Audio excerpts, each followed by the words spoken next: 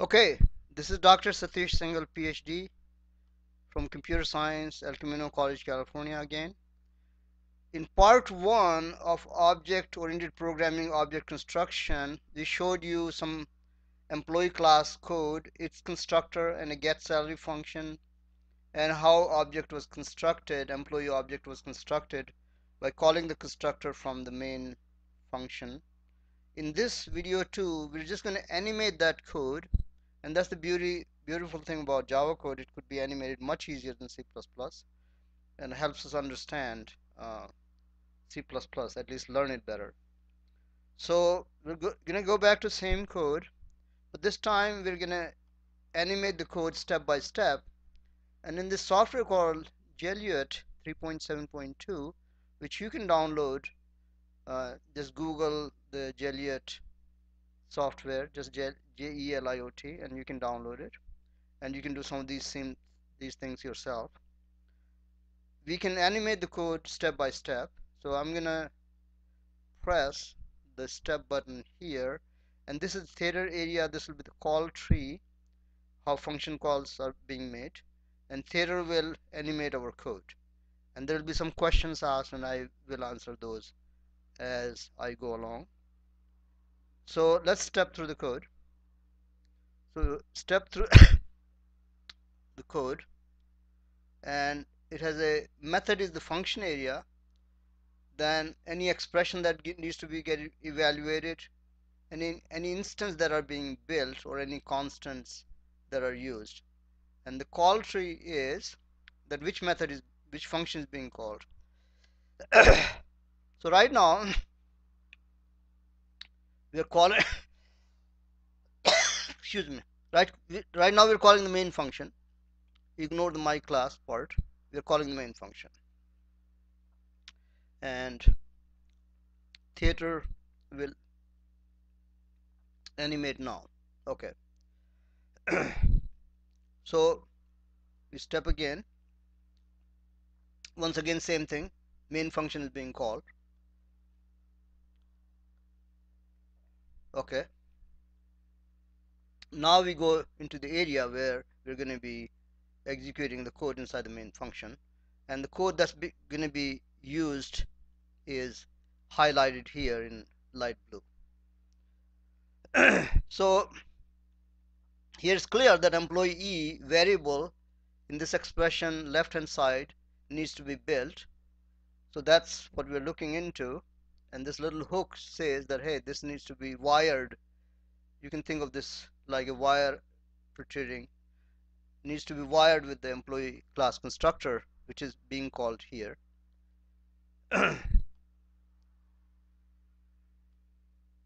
And then it shows that arguments passed to this constructor, Doe is the last name, John is the first name, 45 is the hours worked, $10 is the pay rate, needs to be passed. We need to do something with those. So that's the call being made, basically. And then let's say we have an empty object of the class employee, which has all these fields: the last name, the first name, the hours worked, and the pay rate. Okay, and salary is not computed. In fact, right now we have the empty object that needs to be filled by this constructor call we're gonna have here, but we should just show the empty state first.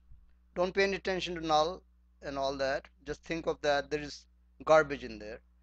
Java doesn't allow garbage in objects, so it puts some things in there, but C++ does. So just think of that object needs to be filled with the data. Okay.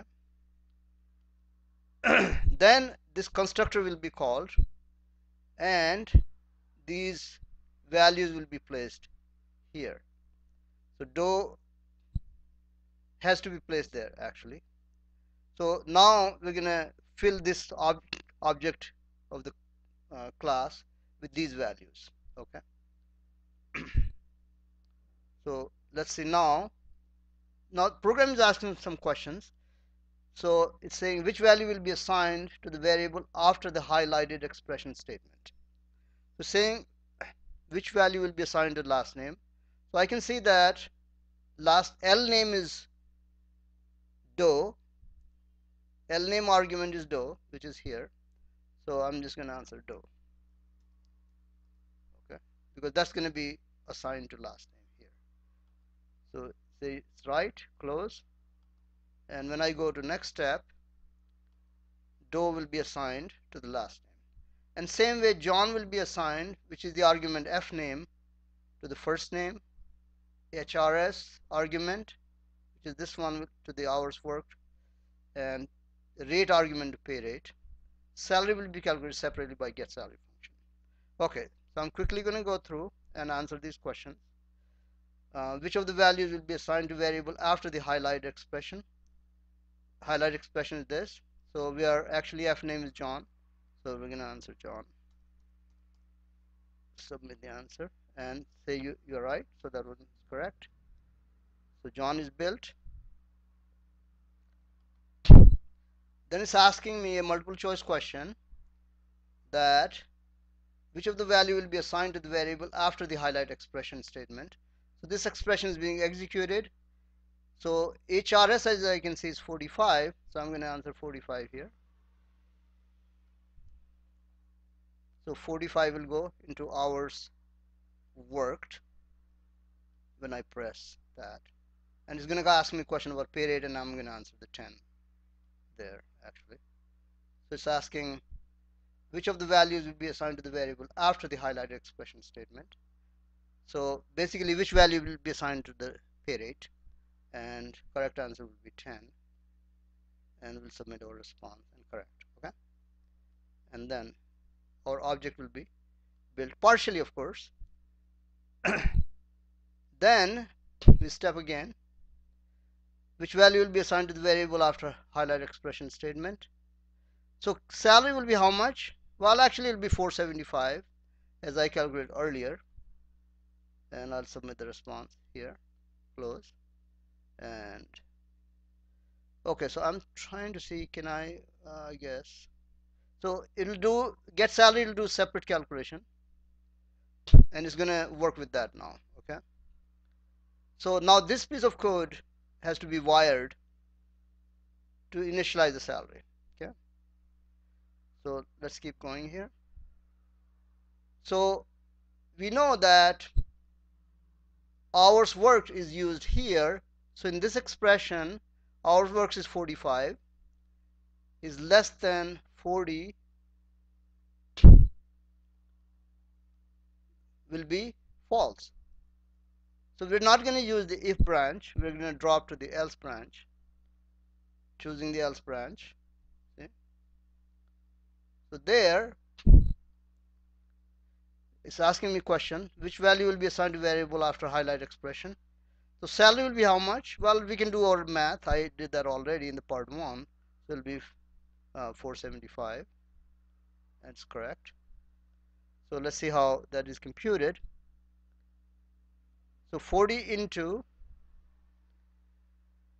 hours worked is 10, 400. So that's one part. So we keep it separate. Now we do the second part. 45 minus 40 is the extra hours, overtime hours is 5, and 5 into 1.5. Watch the blue band and the expressions as they appear here, and 1.5 will be equal to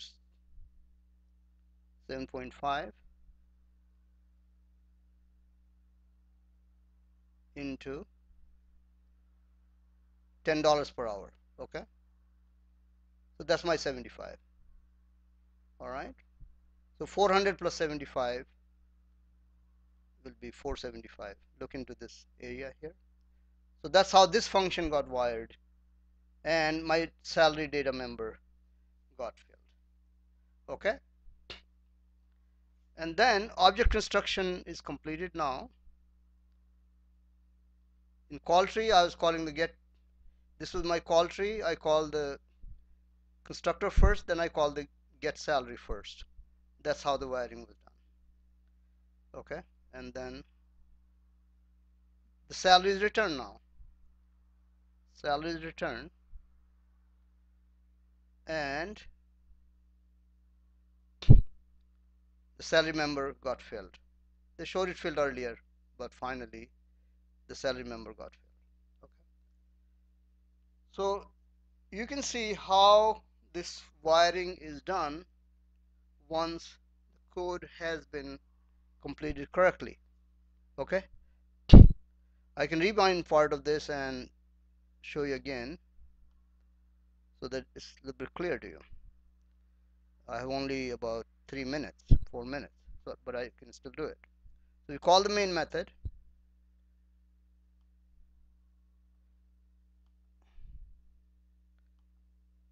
Employee E needs to be built, and you can see this constructor will be called with these arguments: Doe, John, 45 and 10. And let's go to my theater, and initially these have some garbage value. Java doesn't allow garbage value, so it puts something in there. But then constructor will kick in, constructor body code will kick in, and these were the constructor argument: L name, F name, L name Doe, F name John, HRS 45, rate 10, and these class members which have garbage value, last name, first name, hours work, pay rate, these need to be wired with the constructor arguments which are passed here, which are shown here, and they are wired, and it will make me answer all these questions again. Okay, so it'll get wired like this.